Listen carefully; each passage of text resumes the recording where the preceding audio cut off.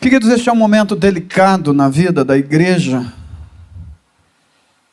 e só o Senhor da igreja, que sonda e conhece os corações, sabe o que vai em cada coração neste momento, tanto dos que aqui estão quanto daqueles que à distância assistem.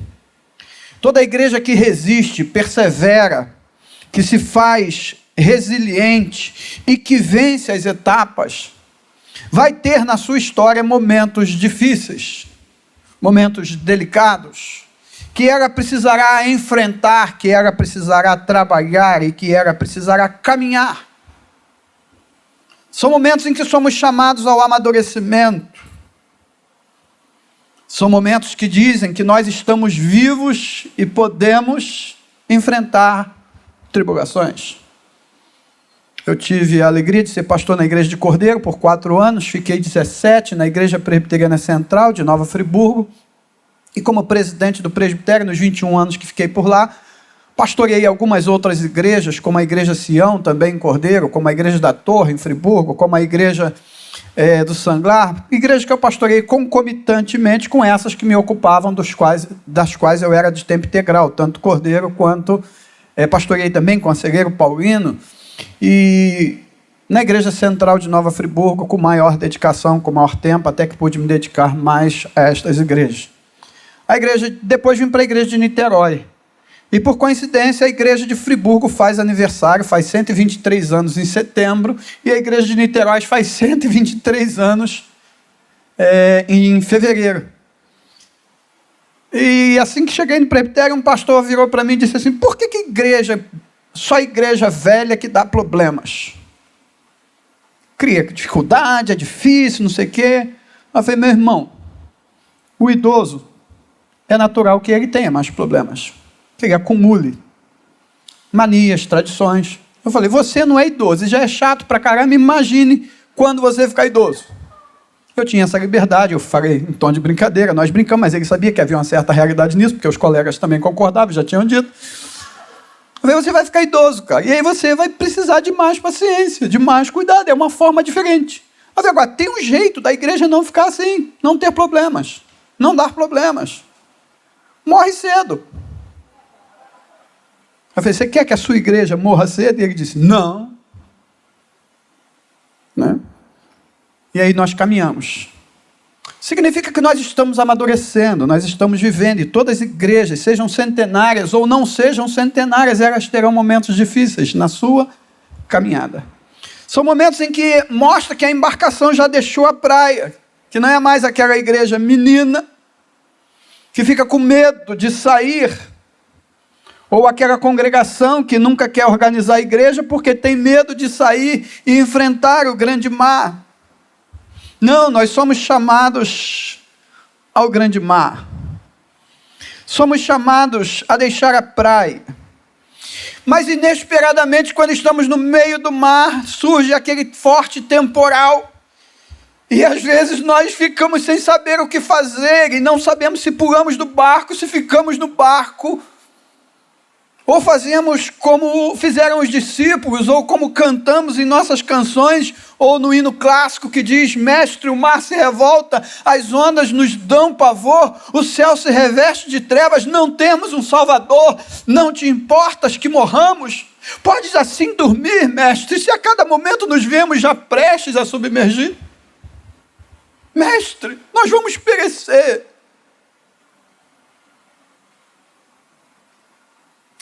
Neste momento, quando nós nos vemos assim em momentos difíceis, alguns de nós temos a tendência de querer pular fora.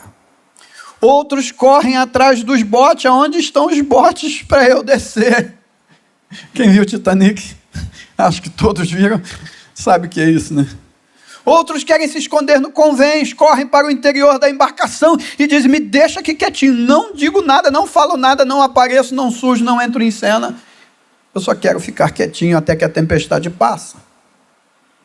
Mas outros são desafiados a içar as velas, a tomar os remos, a socorrer os feridos, a acalmar os amedrontados, chamados a cuidar de outros e de si mesmos, para que permaneçam salvos e possam salvar a outros.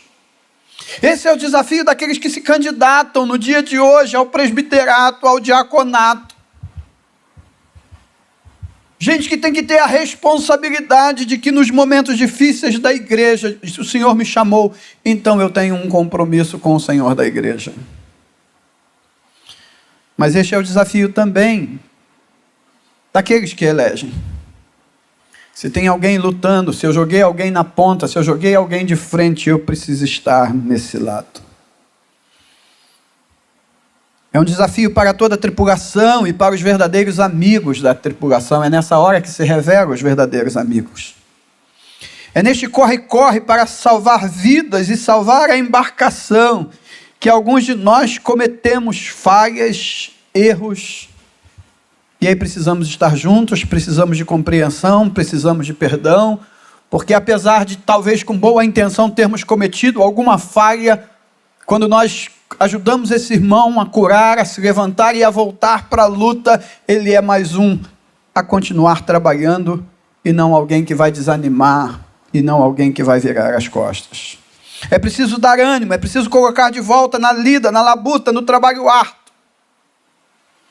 Presbíteros e diáconos hoje precisarão de amigos verdadeiros para ajudá-los a manter-se de pé. Gente que no culto de ordenação e investidura, conforme recomenda e preceitua a Constituição da Igreja, que aqueles que são eleitos, depois de examinados e aprovados pelo Conselho, precisam ser ordenados, se caso ainda não foram, se é a primeira eleição, ou serem investidos, se for o caso de reeleição. Então há um culto e uma cerimônia de ordenação e investidura dos mesmos, e neste culto, normalmente, nesta cerimônia, há um juramento de respeito, honra e animação no Senhor, segundo as Escrituras. E nós fazemos isso, e nós votamos isso, e a Bíblia diz que Deus não se agrada de voto de tolos. Então, queridos, é preciso dessa gente sendo respeitada, animada, independente de quem vai ser, de quem Deus vai escolher, de quem você vai votar. É verdade que nesta situação de embarcação, existem aqueles que preferem ficar na praia, e que nos momentos de dificuldade ficam nos dizendo: viu, te avisei, viu, quem mandou você entrar nessa água, quem mandou você entrar nesse barco? Essas pessoas nunca vão entrar numa embarcação, nunca vão entrar numa igreja, mas nunca vão poder provar da delícia de um pôr do sol no meio do mar, de um nascer do sol. Nunca desfrutarão dos momentos de alegria e de festa, de diversão e de comunhão que só a tripulação e os passageiros que ali se fazem presentes desfrutam. E esta é a caminhada da igreja. Quantas coisas maravilhosas que temos vivido e que vocês têm vivido aqui e desfrutado. Porque ousaram entrar na embarcação e ousaram viajar no grande mar. Essa gente que fica na praia e que tem medo, né? Interessante o canto cantado, muito lindo, né? Que a irmã Carol cantou aqui junto com o grupo, né? A gente precisa ir perdendo os medos, porque essa gente que fica com medo e não entra no barco, nunca viaja, nunca ouvirão a voz poderosa de Deus dizendo: as ondas atendem o meu mandar, sossegai. Seja um encapelado mar, a ira dos homens, o gênio do mal, a ação do inimigo, tais águas, tais circunstâncias não poderão a naufragar, porque ela leva o Senhor, Rei do céu e o mar. O Senhor está na igreja, e a igreja prevalece até hoje, porque é da vontade de Deus, porque o Senhor está no meio dela. Não é por minha causa, não é por sua causa. Nós vamos passar, nós passamos, alguns passaram antes de nós, e a igreja continua.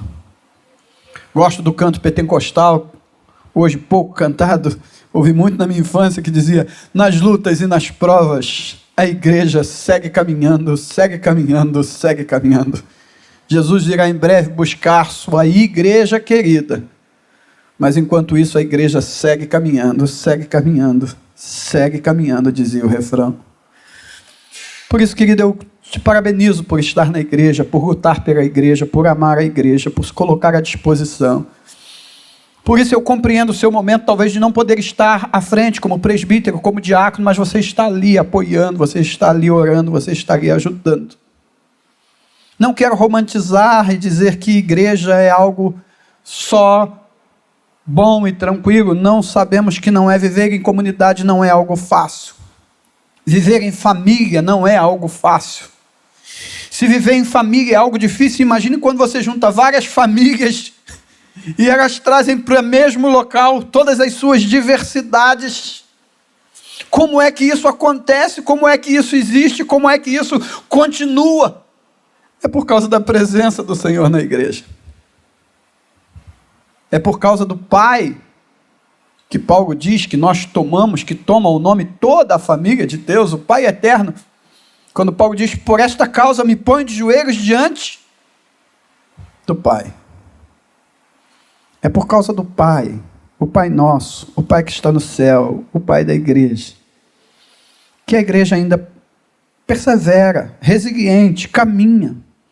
Mas dizer que é algo fácil? Não, ninguém prometeu isso a você. Alguém comparou a igreja com a Arca de Noé. Não deve ter sido fácil aqueles dias ali dentro da arca.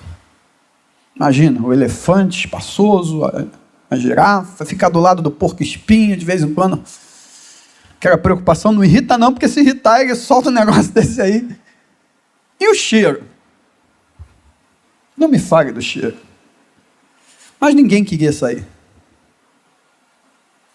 Ninguém queria ir lá para fora, porque lá fora estava a perdição. Lá fora não havia nada a oferecer comparado às coisas que haviam ali dentro. Segurança, paz, proteção, alimento.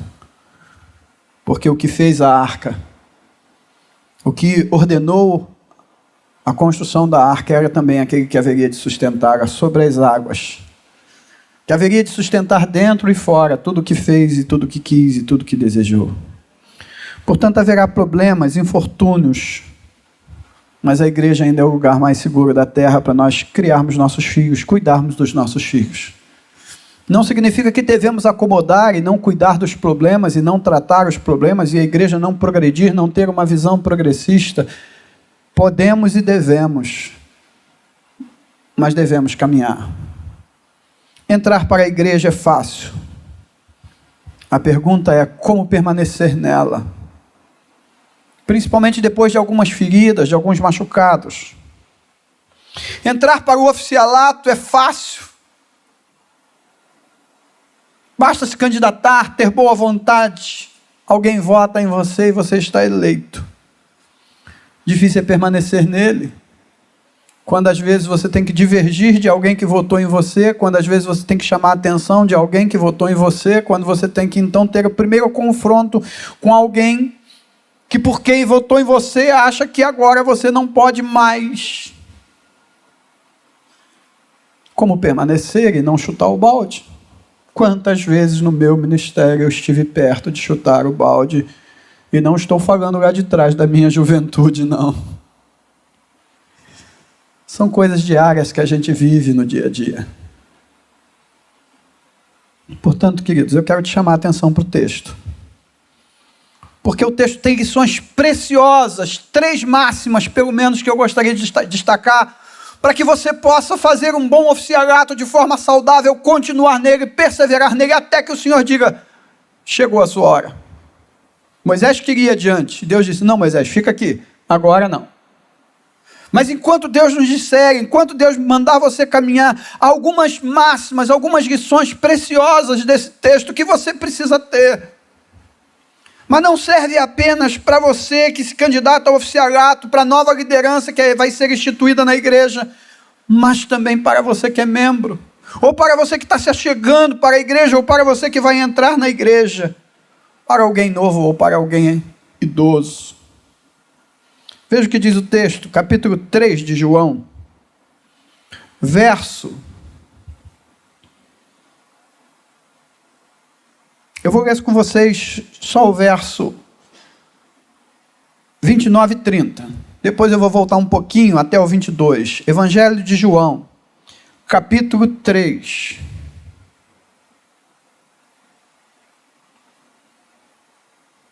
Verso 28.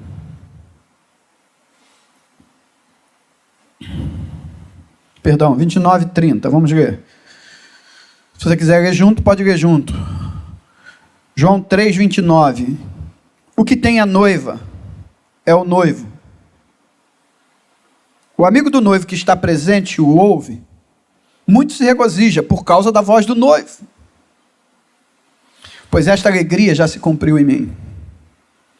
Convém que ele cresça e que eu diminua. Amém? O verso 22 diz que Jesus foi com seus discípulos para a terra da Judéia, que permaneceu por ali e batizava. O verso 23 informa que ali havia muitas águas, muitas fontes, porque na verdade a Judéia não era terra de tantas águas. Mas naquela região, por isso as pessoas iam para ali batizar, porque havia água com fartura.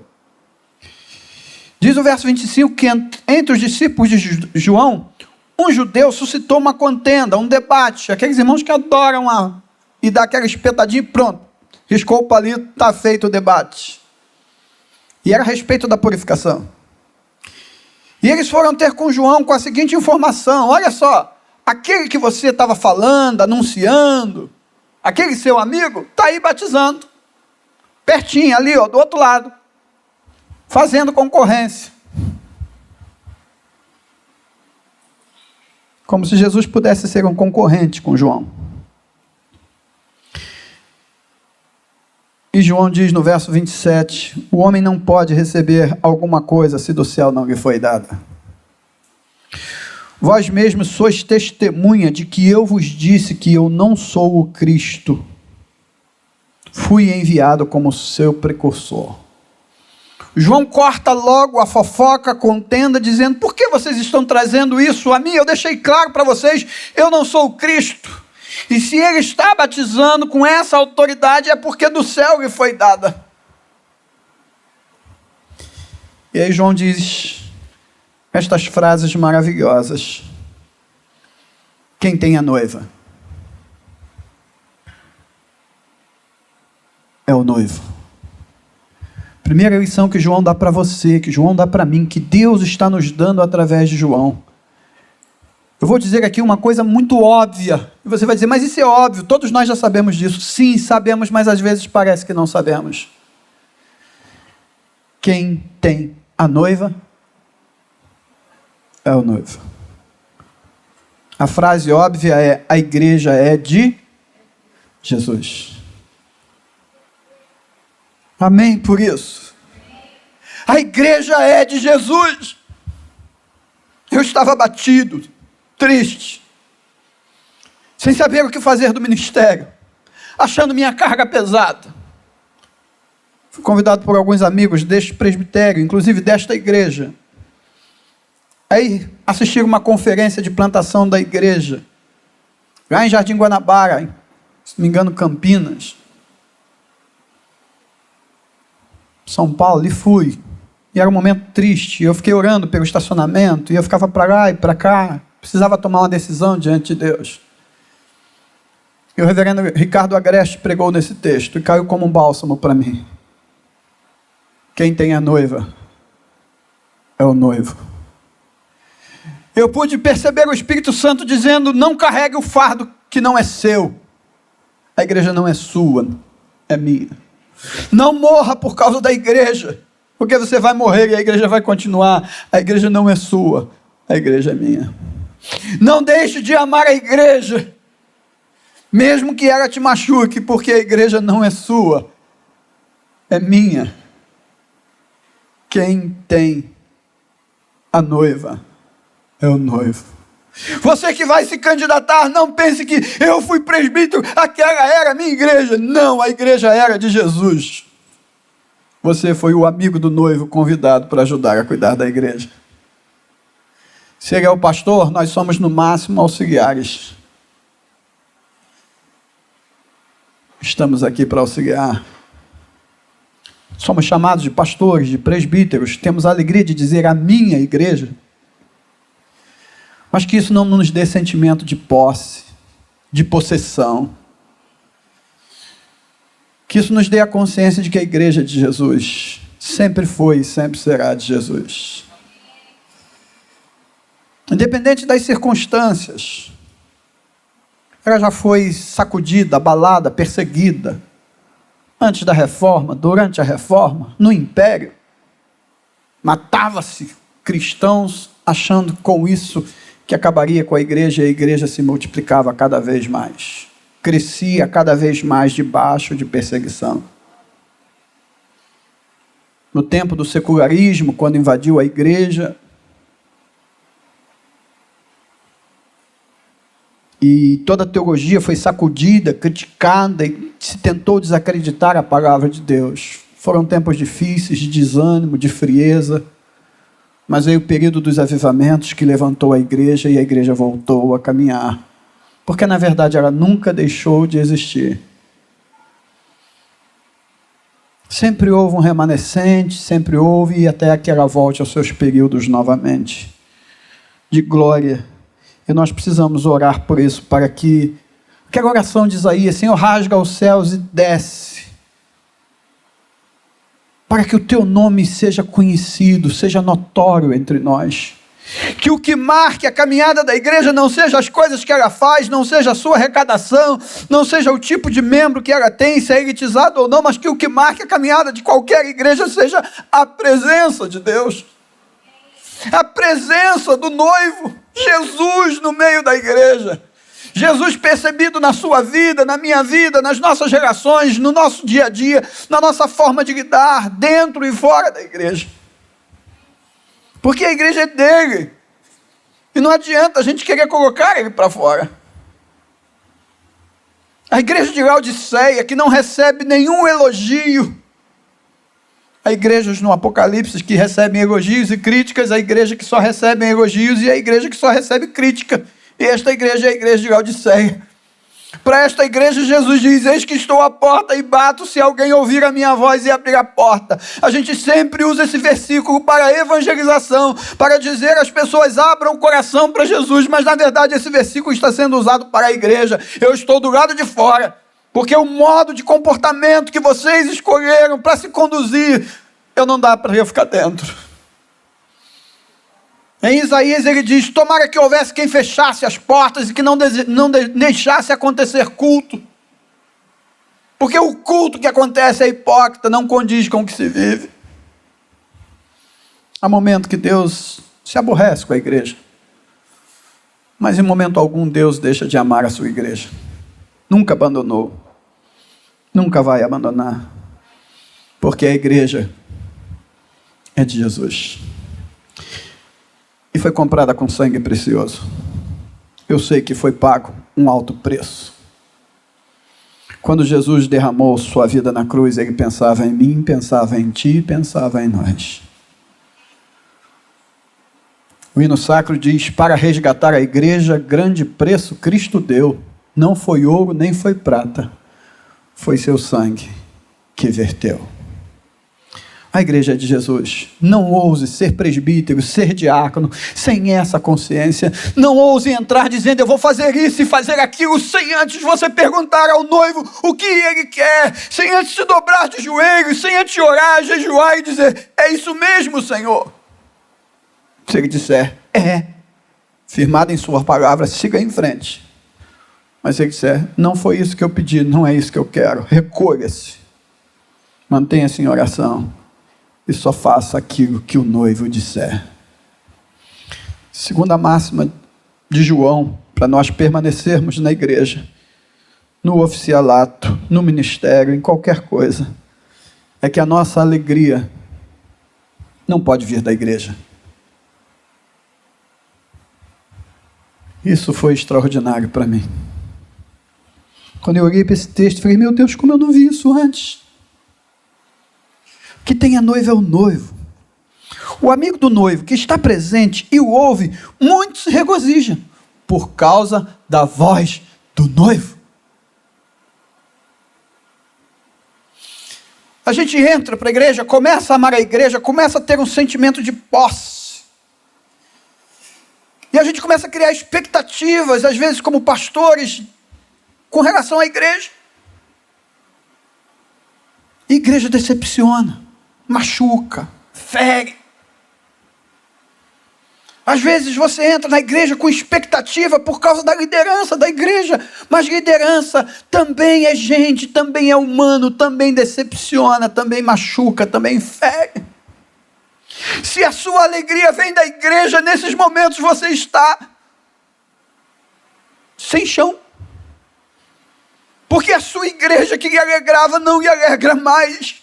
Mas quando nós fomos convidados a participar da igreja, nós não atentamos para isso, que a nossa alegria não foi prometida que viria da igreja, mas que ela viria do noivo, do Senhor Jesus. Ele nunca decepciona, Ele nunca abandona. Todas as expectativas que você criou a respeito de Jesus, baseados na sua palavra, você as terá, porque Ele cumpre o que promete, mas não as que nós prometemos. Às vezes nós somos como Pedro. A gente acha, eu não acredito que Pedro foi falso, foi hipócrita, eu acho que Pedro foi sincero. Senhor, ainda que todos venham a te negar, Senhor, eu não. Pedro acreditava, penso eu, piamente naquilo, que ainda que todos pudessem trair Jesus, ele não faria, porque esse era o desejo sincero do seu coração. O que Pedro não sabia é que ele não era tudo aquilo. É que ele não era tão forte como imaginava. É que ele não era tão o cara como ele se sentia. E aí quando alguém diz, você é amigo de Jesus, ele diz, não, nem conheço. Aí uma segunda vez, não, e ele tinha sido avisado. Mesmo avisados, mesmo tendo teologia, mesmo tendo experiência, mesmo tendo 30 anos de ministério, ou 33, como eu estou tendo, nós somos sujeitos a cair, a machucar, a ferir. E se fazemos isso com o nosso Jesus, quanto mais poderemos fazer com os irmãos? Seus presbíteros, seus diáconos que vocês vão eleger, não pensem que vocês estão elegendo santos e que eles não vão decepcionar vocês. Já há uns 5 ou 6 anos atrás, desde que eu fui nesse congresso e assisti essa palavra que Deus falou ao meu coração, eu coloquei um princípio na minha classe de integração, classe de entrada dos novos membros na igreja. Eu digo, para fazer parte da primeira igreja, a primeira coisa que você precisa aprender, depois de ter a certeza de que nasceu de novo, de que conhece a Cristo, de que se rendeu a Cristo, é aprender o verbo decepcionar. Tem que aprender a conjugar. Volta para a escola. Eu decepciono, nós decepcionamos, vocês decepcionam. Vocês estão conhecendo um pastor maravilhoso, vocês estão conhecendo agora e tal, e vocês acham que Fernando é aqui, isso e aquilo, mas um dia vocês vão descobrir que Fernando não é tudo isso. Eu olho para vocês, crentes novos, vocês topam qualquer coisa, estão todo momento na igreja, toda hora, todo dia, se preciso, quer até vir mais dia. Vocês ganham a Bíblia de manhã, de tarde, de noite, vocês oram porque vocês se entregaram a Cristo, mas vai chegar um momento em que eu vou contar com vocês, vocês não vão aparecer. Eu não vou poder nem xingar, porque nem isso me é permitido, mas eu vou ficar com uma ira santa de vocês, com muita raiva, mas vocês continuarão sendo as minhas ovelhas, apesar de terem me machucado, de terem me decepcionado, de terem me deixado na mão. Nós decepcionamos, vocês decepcionam, eu decepciono. A minha alegria, o meu regozijo e o meu sustento vem do noivo. O amigo do noivo. Eu não sou o noivo. O noivo é Jesus. O noivo da igreja, porque, para quem não está acostumado com o linguajar bíblico, a Bíblia apresenta a igreja como noiva de Cristo. E que ela está sendo preparada e ataviada e adornada para o encontro com o Senhor nos ares, em que Jesus virá buscar a sua noiva. E a noiva é dele. E eu sou o amigo do noivo. O amigo do noivo que está presente ouve a voz do noivo, porque o noivo está presente no nosso meio. E quando eu escuto a voz do noivo, ele chegou, ele me alegra. É nos seus momentos devocionais, é no seu a sós com Deus, ou mesmo no culto, mas quando você se desliga das preocupações de olhar isso e aquilo, e se realmente louva, adora, canta,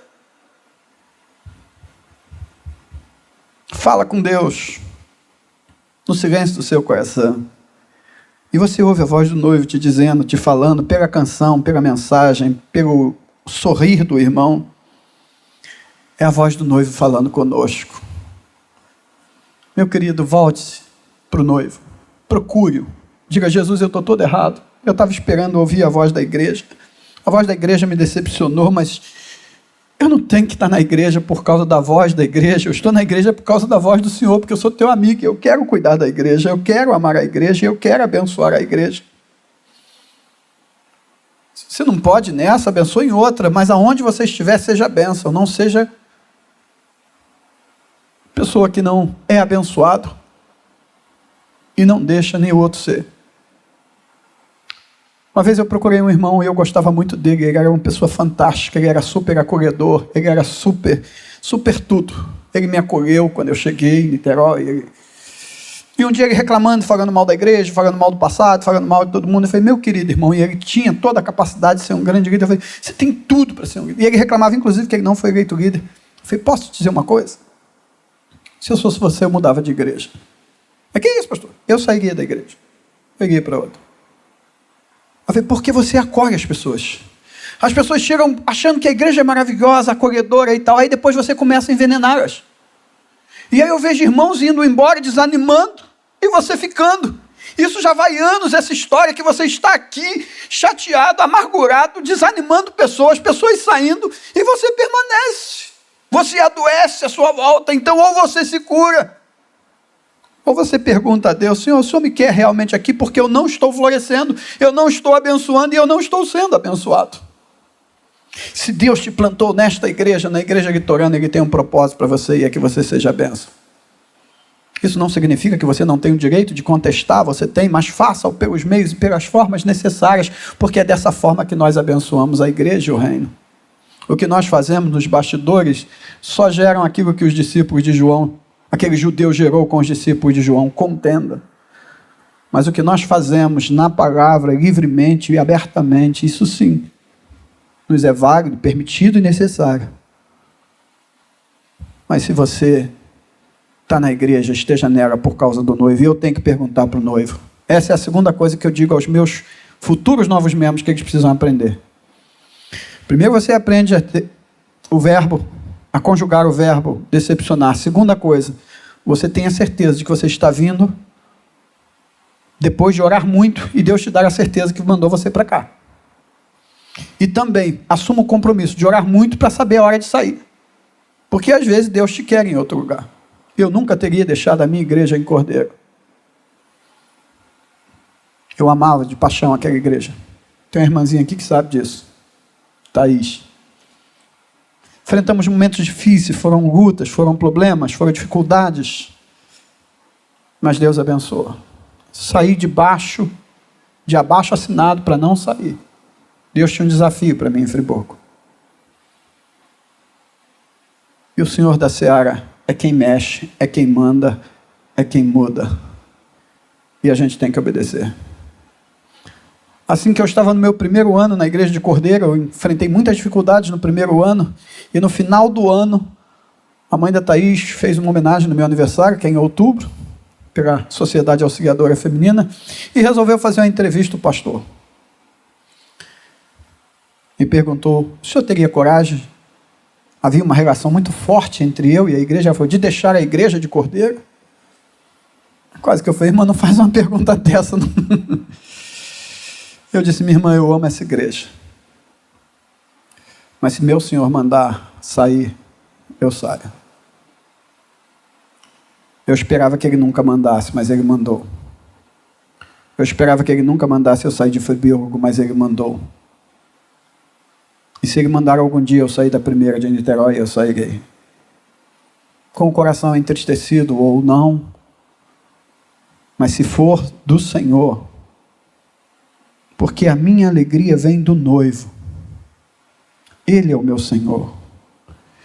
Quando eu ouvi isso, eu falei: meu Deus, eu estava confundindo tudo. Nesse retiro que eu estava, nesse congresso que eu estava batido, e eu disse: por que eu estou triste com as coisas que eu estou ouvindo? E eu voltei de cabeça erguida para continuar enfrentando minhas lutas, meus problemas, mas me preocupando mais em ouvir a voz do Senhor. Ouça a voz de Deus. João diz assim: essa alegria já se cumpriu em mim. João diz, eu vi Jesus, eu esperei tantos anos e eu vi Jesus. Jesus disse que João era o maior dentre todos os homens, dentre todos os profetas. Não havia entre os nascidos de mulher alguém igual a ele. Mas quando alguém vem e diz, João, você é o cara. O próprio Jesus havia afirmado isso, João dizia, eu não sou nada. Quem é ele? E aí João nos dá uma terceira máxima. Primeiro, a igreja de Jesus. Segundo, a sua alegria tem que vir do noivo e não da igreja. A igreja é o nosso local de trabalho, é o nosso lugar de abençoar, é o nosso canteiro de plantar flores, de plantar amor, como disse a canção aqui, a primeira canção. As canções hoje foram lindas. A igreja é o lugar onde eu vou plantar amor. E para, através desse amor que se multiplica, a gente plantar na sociedade lá fora, tão carente, que é mais importante do que dentro da igreja. Mas se não houver dentro da igreja, como haverá lá fora? E aí João diz uma terceira coisa, convém que ele cresça e que eu diminua. Se você quer ser bem-sucedido no seu ministério presbiterial, ou pastoral, ou diaconal, seja você diácono ou diaconesa, você precisa se apegar a essa máxima. A glória de Cristo precisa ser vista na igreja. E para que a glória de Cristo seja vista na igreja, ela precisa ser vista na minha vida. E para isso, meu ego precisa diminuir. Eu não sou presidente do presbitério.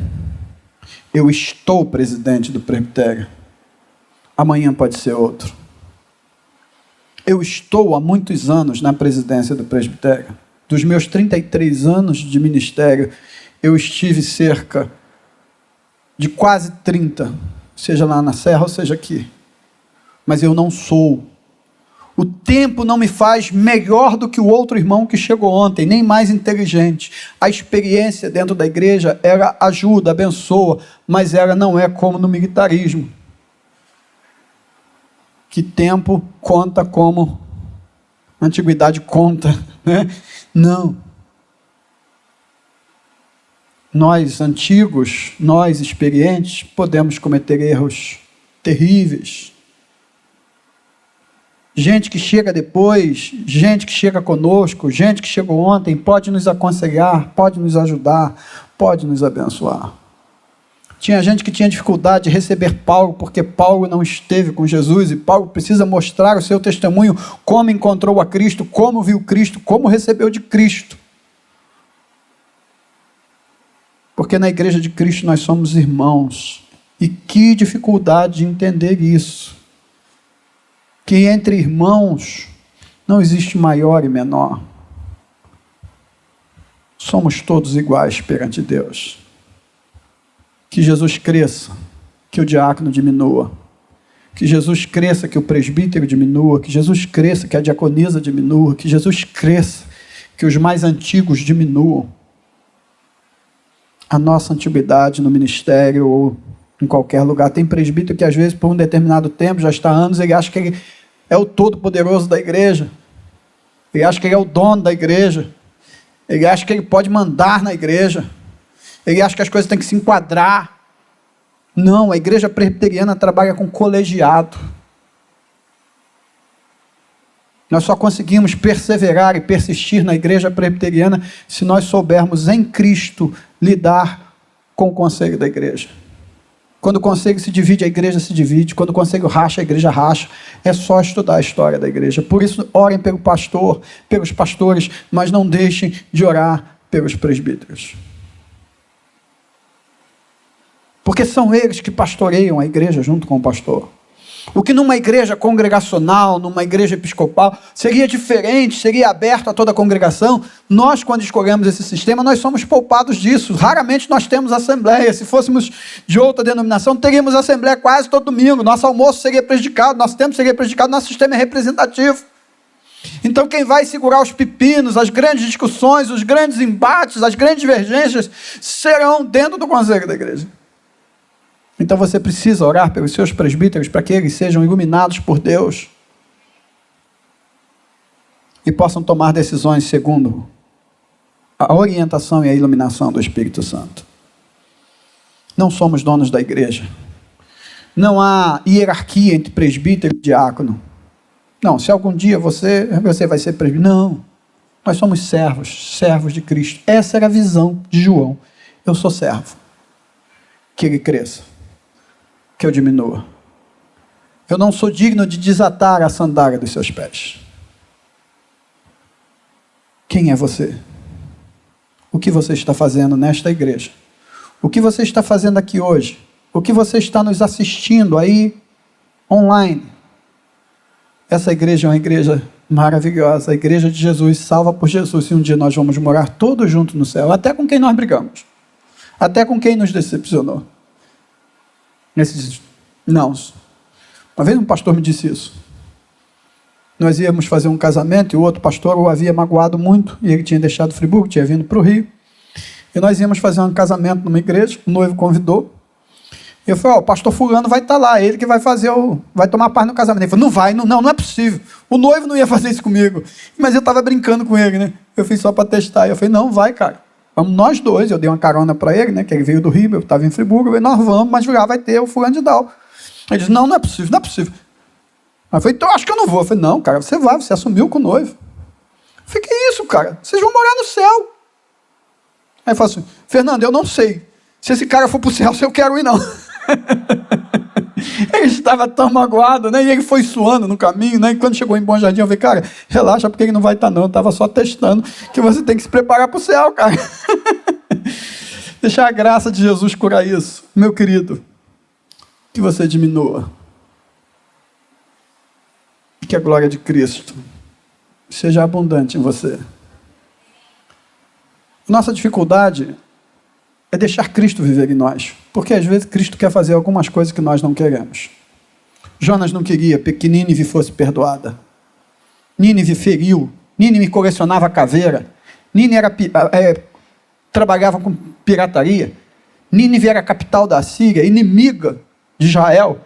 A Síria acabou com Israel. E aí Deus diz assim, Jonas, vai lá e prega em Nínive. Senhor, eu vou pregar, o senhor vai chegar lá, eles vão se arrepender, o senhor vai perdoar. E aí? Os caras que mataram nossos pais? Jonas não diz isso, mas provavelmente tudo isso passou pelo pensamento. E Jonas estava certo. Quando ele pregou em Nínive e se arrependeu, Deus foi lá e perdoou. E aí Deus diz, você é capaz de ter pena de uma planta, se compadecer de uma planta que te deu uma sombra e agora morreu. E não quer me dar o direito de pegar filhos perdidos, perdoá-los, transformá-los e salvá-los? A gente hoje tem compaixão do animal, da planta, de tudo, mas não tem compaixão do irmão que se perde, que se desvia, que sai do caminho. A gente arruma uns rótulos para afastá-lo, para mantê-los longe. Não seja assim com você. Você foi chamado para ser vaso de bênção. Oração de Francisco de Assis. Onde houver tristeza, que eu leve alegria. Onde houver ódio, que eu leve amor. Onde houver ausência de perdão, que eu leve perdão. Ó Mestre, fazei-me instrumento da tua paz.